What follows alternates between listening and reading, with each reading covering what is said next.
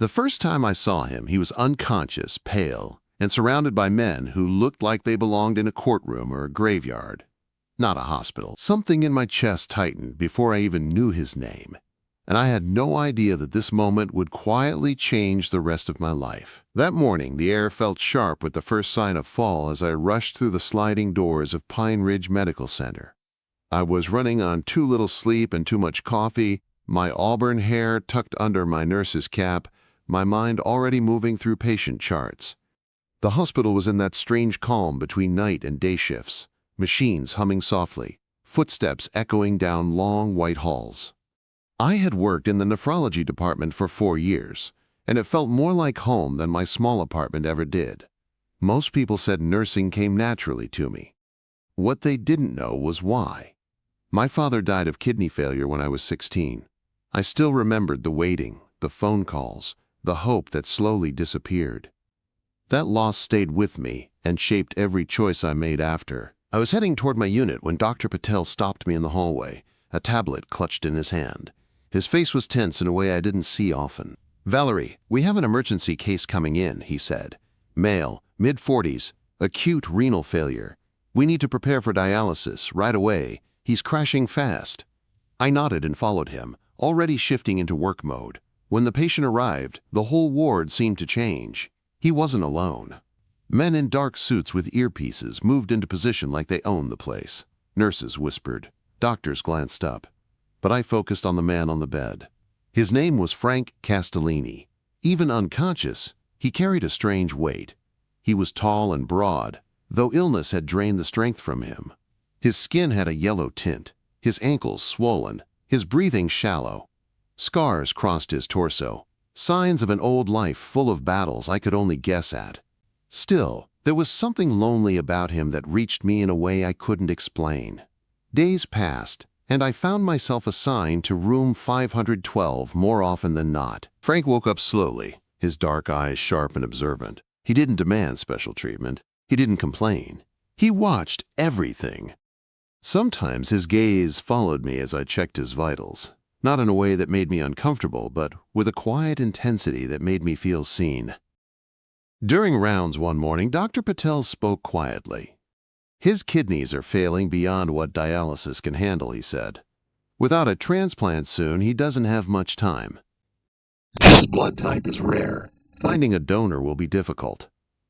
Those words stayed with me long after my shift ended. That night, I sat by my apartment window, watching leaves slide across the sidewalk below. I thought of my father. I thought of waiting for a miracle that never came. 3 nights later, I made a decision I didn't fully understand myself. I took the compatibility test. I told no one. When the results came back, my hands shook as I read them. I was a perfect match. I submitted the paperwork for an anonymous donation. Hospital rules would keep my identity hidden. That was enough for me. I didn't do it for thanks. I did it because I couldn't walk away knowing I could save someone. Dr. Patel was shocked when the system flagged a donor. "This is remarkable," he told me, studying the screen. An anonymous, perfect match. Almost a miracle. The day before the surgery, I stood outside Frank's room. An older man with silver hair leaned close to his bed, whispering something that made Frank's jaw tighten. The man noticed me before he left and gave me a brief nod. The men in suits followed him like guards. The morning of the surgery, sunlight flooded the hospital windows, warm and golden. I lay on the bed, surrounded by coworkers who tried to hide their worry behind professional smiles. As the anesthesia took hold, my last thought was that I hoped this would be worth it. When I woke, pain wrapped around my side, but it was controlled. I learned later that Frank had woken too. The transplant had worked. I returned to work weeks later, still healing, careful with my movements. Frank was stronger. Color had returned to his face. He watched me even more closely now. One evening, as I reached to adjust his IV, he spoke. "You should be resting," he said quietly. "Recent surgery needs time." I froze for half a second before forcing a calm smile. "We all take care of others first, Mr. Castellini," I replied. But later that night, I noticed his eyes following the bandage hidden under my sleeve. And I knew Somehow, that he was beginning to see the truth. I just didn't know yet who Frank Castellini really was, or how deeply our lives were about to collide. A few days after I returned to work, everything around Frank began to feel different.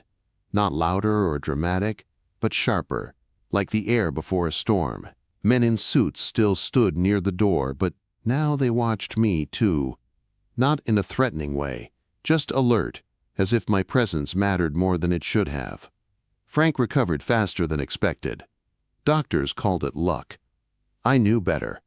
I saw the way his body responded, how his strength came back little by little.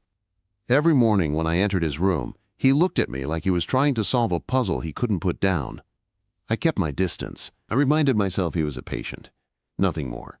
But he noticed everything. One afternoon, while I was checking his chart, he spoke again. "You move like someone who knows pain," he said calmly. "Not fear. Pain." I looked up, surprised. Most patients talked about symptoms or schedules. Not things like that. "Nursing teaches you to notice things," I replied.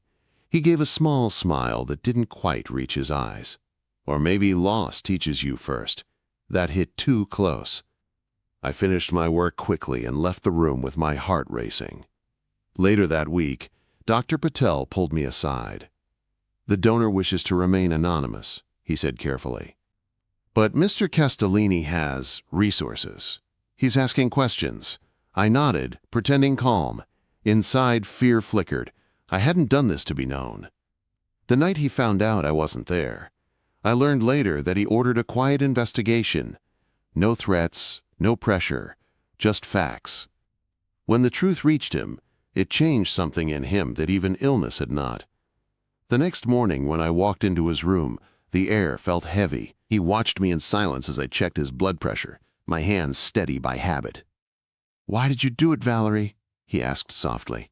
My breath caught. He said my name. I looked at him then, really looked at him, and saw no anger, no demand, just something raw and unfamiliar in his eyes. "Because someone once waited for a kidney that never came," I said. "And I couldn't let that happen again." He nodded slowly, as if accepting a truth he could not undo. "You saved my life without knowing who I was," he said. "That kind of choice is rare." I shrugged, trying to hide how exposed I felt. "You were just a patient to me." A lie, maybe. Or maybe the truest thing I had said. When Frank was discharged, he left quietly. No goodbye, no thank you. I thought that was the end of it. I was wrong. 2 weeks later, the hospital courtyard changed overnight. Construction crews appeared. Dirt was cleared. Benches were placed. A recovery garden, the one I had proposed months ago and been told there was no budget for, suddenly had full funding. No name, just anonymous approval. Then came the bench. Handcrafted wood, a brass plaque. "For those who give without expecting anything back." My fingers trembled when I touched the words. I knew. At a charity gala weeks later, I stood near the garden plans, explaining their purpose to donors. I wore a simple dress and felt out of place among the glitter and polished smiles. The room felt quiet around me. I turned and saw Frank walking toward me. He was different now. Healthy, confident. Dangerous in a way that had nothing to do with violence, and everything to do with control. People moved aside without realizing they were doing it. Our eyes met, and something passed between us that made my chest tighten. "Mr. Castellini," I said, keeping my voice professional. "It's good to see you well." He studied my face like he was memorizing it. "You should take credit for that," he replied. "The garden looks beautiful." We spoke easily, about medicine, about healing, about things that mattered. He didn't mention the donation. I didn't either. But it lived between us, unspoken and powerful.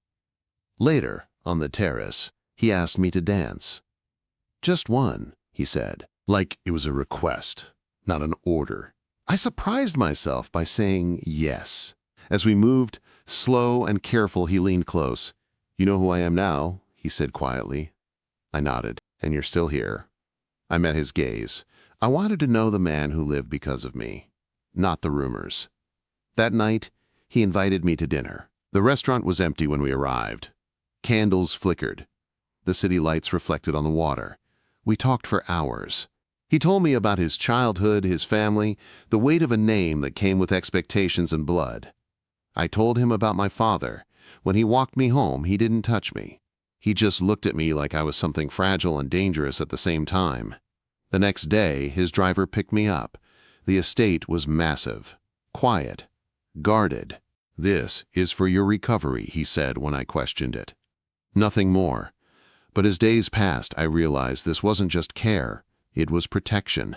And whatever world Frank Castellini lived in, I had stepped into it the moment I chose to save his life.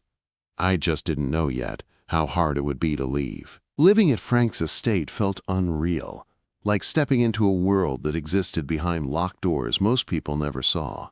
The house was quiet, but never empty. Security moved like shadows, always present, always watching. I was given a guest suite larger than my entire apartment, filled with soft colors and sunlight that made it easy to forget why I was really there. At first, Frank kept his distance. He made sure I had everything I needed: medical care, privacy, freedom to move around the grounds. But every kindness carried weight. I could feel it in the way guards checked exits before I stepped outside, in the way phones stopped ringing when I entered a room. One evening, raised voices drifted through the open windows. I stayed back, but I heard enough to understand. Men arguing. Accents sharp. Words like weakness and loyalty cutting through the night air. Later, I found Frank alone in his study, staring into the fireplace. "I should leave," I said. "My presence is causing trouble." He turned to me, his expression tight. "You gave me life, Valerie," he said. "Now people want to use that against me. I won't allow it." That was the first time he told me the truth. Rival families saw his illness as an opening. When they discovered the donor was a nurse with no protection, they saw leverage. Me. "You're in danger because of me," he admitted. "And I won't pretend otherwise." The words settled heavily in my chest. "So I'm a target," I said quietly. "You're under my protection," he replied. "That means something in my world." Protection came with walls. 6 weeks, he promised. 6 weeks to end the threat. I agreed, though fear lived just beneath my calm. During that time, I saw sides of Frank no one else did. He showed me the legitimate parts of his work, the businesses that employed thousands. He listened when I spoke about patience and pain. He softened when I laughed. But violence was never far.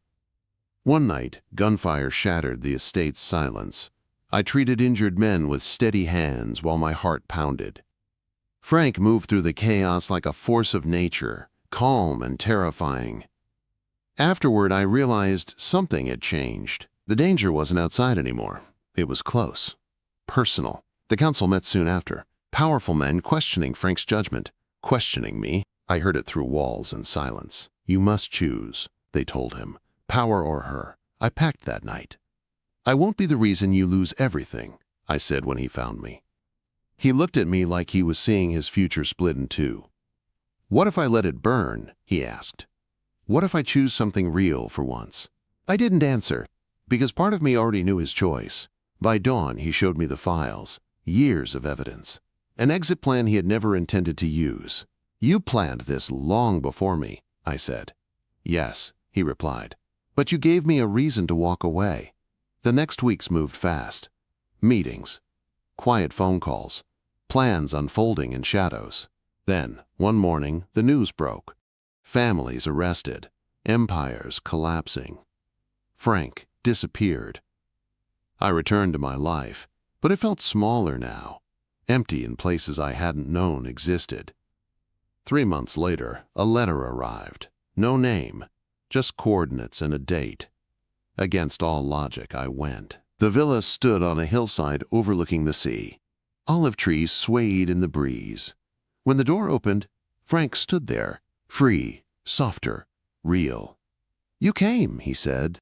"I needed to see that you survived," I replied. He showed me the garden he was building, a place of healing, of beginnings. I took his hand. This time, I stayed, because some choices, once made, change everything forever. Life with Frank in Sicily moved slowly, like the tide rising and falling without urgency. There were no guards pacing hallways, no sharp voices behind closed doors, no phones ringing with bad news. Just sea air, sunlight, and the quiet work of building something new. At first I stayed cautious. Habits from the hospital and the estate did not disappear overnight. I woke early. I checked exits without thinking. I listened for danger that never came. Frank noticed, but he never pushed. "You don't have to unlearn everything at once," he told me one morning as we walked through the garden. "Healing takes time." The garden became our shared language. I helped design paths that curved gently instead of cutting straight lines. Places to sit, places to breathe. Frank listened, really listened, the way few people ever had. He planted trees with his own hands, dirt on his clothes, no suits, no titles. Sometimes I caught him standing still, watching the ocean with a look that felt like grief and relief tangled together. "Do you miss it?" I asked once. "The power, the control." He thought for a long moment. "I miss who I thought I had to be," he said. "Not who I actually was." That honesty mattered more to me than promises ever could. Weeks passed. Then months. I volunteered at a small local clinic, careful to keep my work quiet and useful. No one knew my past. No one whispered my name. I was just Valerie again. One evening, as the sun dipped low and painted the sky in soft gold, Frank stopped walking and turned to me. "There's something I need to say," he said. His voice was steady, but I could see tension in his shoulders. I waited. "I can't undo what I was," he continued.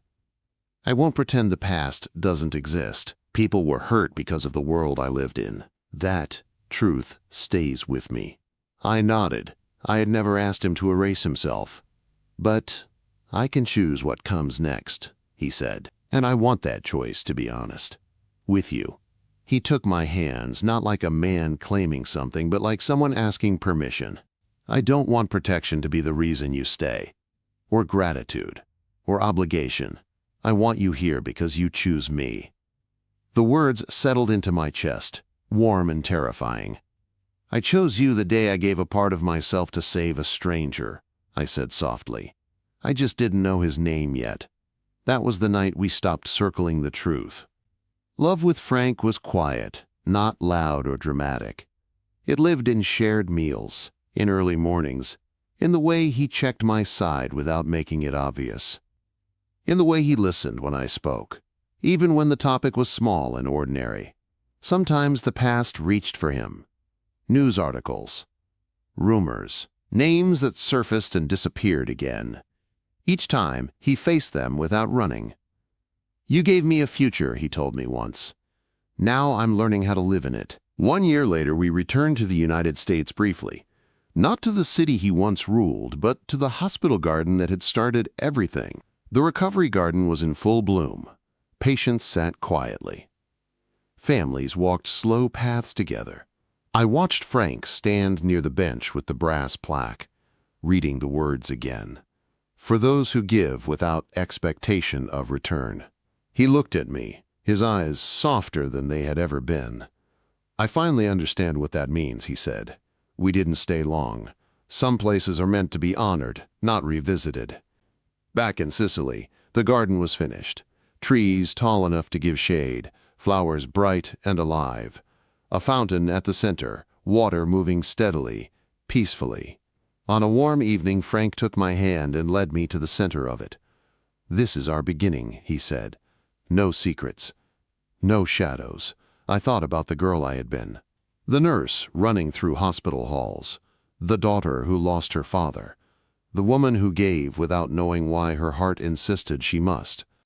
I thought about the man who had been feared, powerful, alone. The patient who watched me with quiet eyes.